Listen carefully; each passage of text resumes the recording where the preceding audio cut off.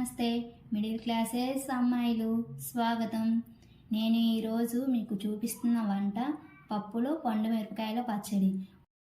కూరగాయలు ఏమీ లేనప్పుడు మన ఇంట్లో నిల్వ పచ్చళ్ళు ఉంటాయి కదా, అలా చేసుకోవచ్చు ఈ పప్పు.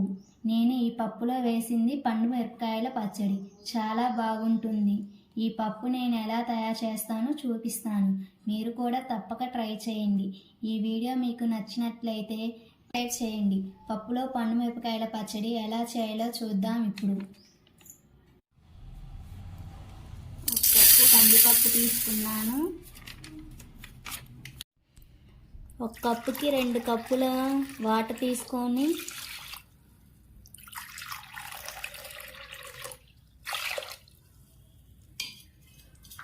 ఇందులో పండు మిరపకాయల నిల్వ పచ్చడిని వేయాలి.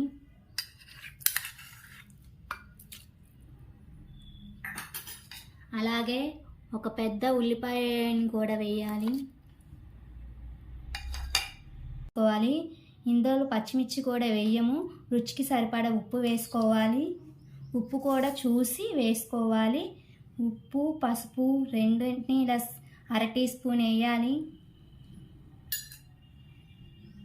ఇప్పుడు కొంచెం కరివేపాకు కూడా వేసుకొని అన్నీ ఇట్లా కలతిప్పుకొని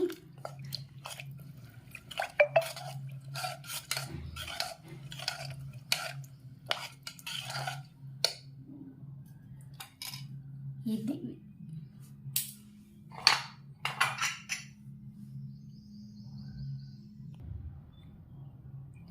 మూత పెట్టి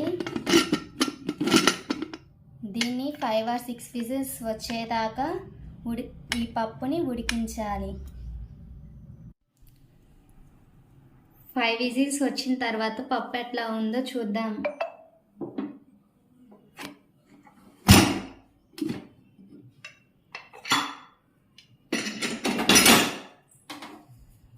పప్పు ఈ విధంగా ఉంది. దీన్ని పప్పు గుత్తితో ఎనుపుకుందాం.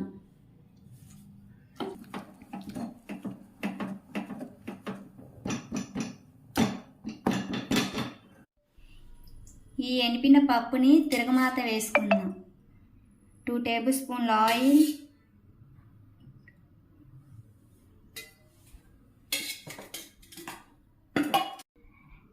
పోపుకు కావాల్సిన మినపప్పు, జీలకర్ర, ఆవాలు, కరివేపాకు,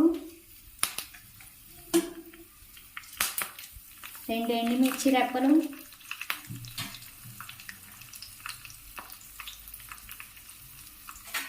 ఉల్లిపాయలు, కట్ చేసి పెట్టుకున్న ఉల్లిపాయలు, పెట్టుకున్న 5 వెల్లుల్లి రెమ్మలు,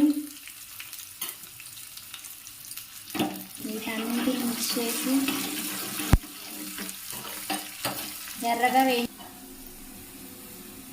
ఎర్రగా వేగిన ఈ తిరగమాతని పప్పులో వేసుకోవాలి.